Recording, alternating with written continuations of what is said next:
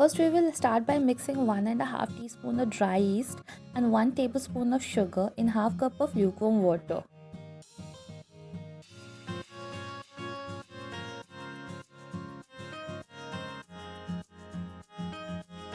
And then we will keep it aside for around 30 minutes. In a broad dish, we will add 1 cup maida, 1 cup suji,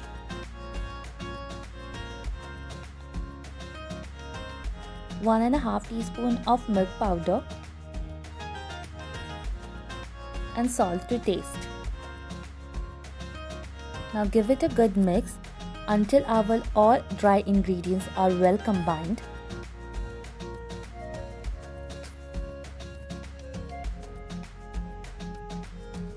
Now we will add our perfectly fermented yeast mixture into it.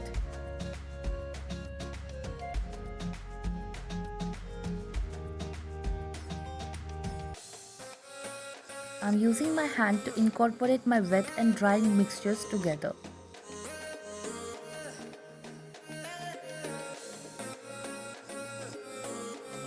You can add lukewarm water in between to knead your dough perfectly. At first, it will be slightly sticky and sooner it will start leaving the sides of our dish.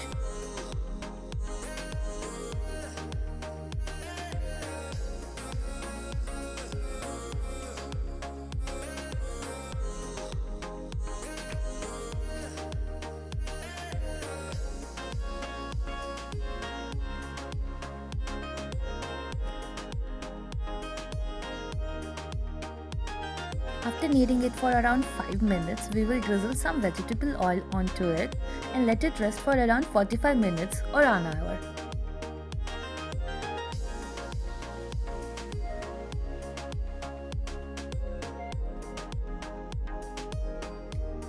I am covering it with a wet cloth so that my outer layer doesn't become crusty. After an hour, you can see it has doubled its size. Now we will again put it on my kitchen counter and knead it like this to release the air from it. As you can see, it is not sticky anymore. Kneading your dough gives the bread a very good texture, so this part is extremely important.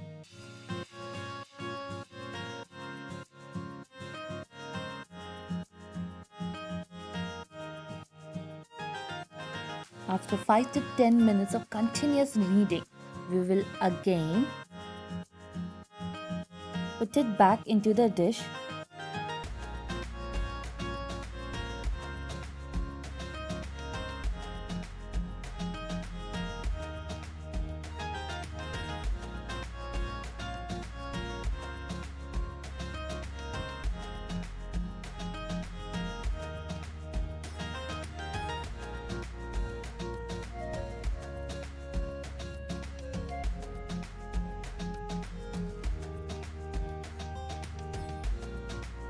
I will again drizzle some vegetable oil and coat it generously.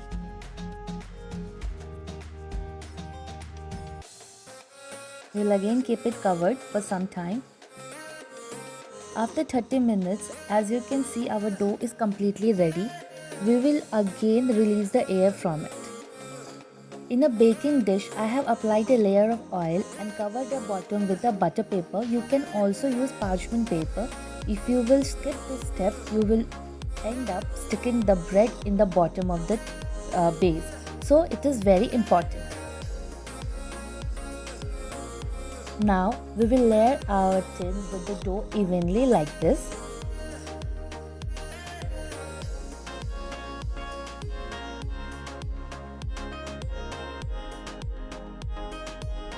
Now I am adding my toppings. Here I have used some partially cooked onions, some chopped mint leaves, coriander twigs and fried garlic.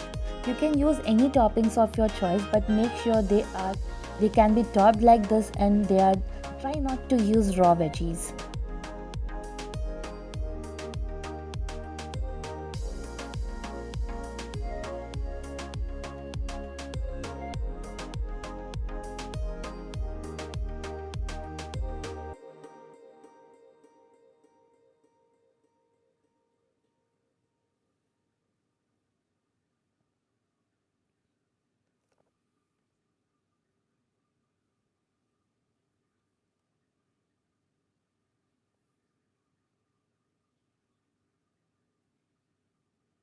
some green chilies also.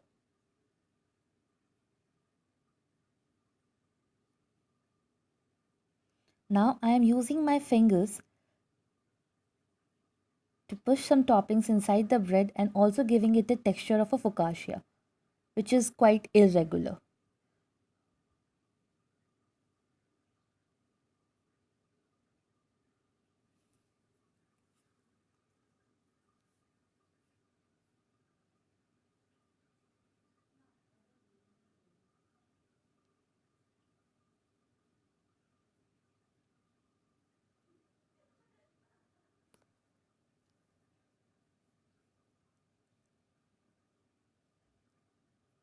Now we will sprinkle some mixed herbs to give it a Italian flavor.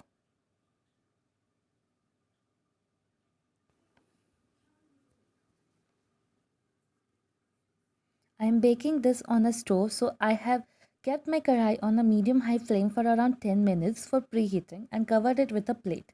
I have kept the stand in the bottom. After 10 minutes, we will carefully put our dish into it and cover the lid and let this cook for around 30 minutes on a medium heat.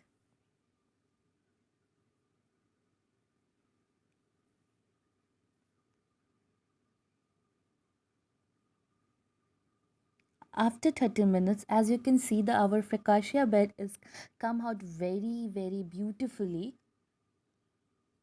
as it is baked on a stove, so not in a microwave, so it doesn't have that brown texture on the top, but it tastes equally yum.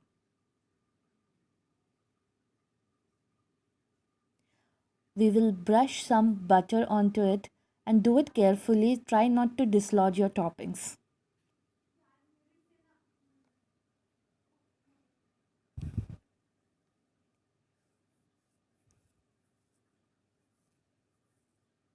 After releasing it from the sides, we will take it out and cut it into big slices.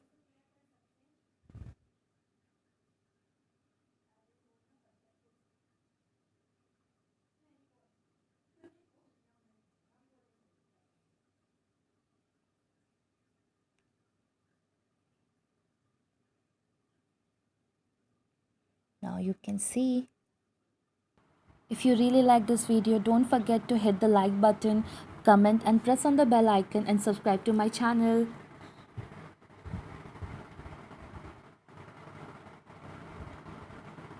Let me show you something.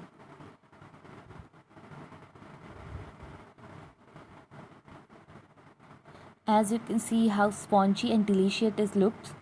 You can make sandwiches out of the focaccia bread, or you can enjoy it with some tea and coffee with Szechuan chutney like I did.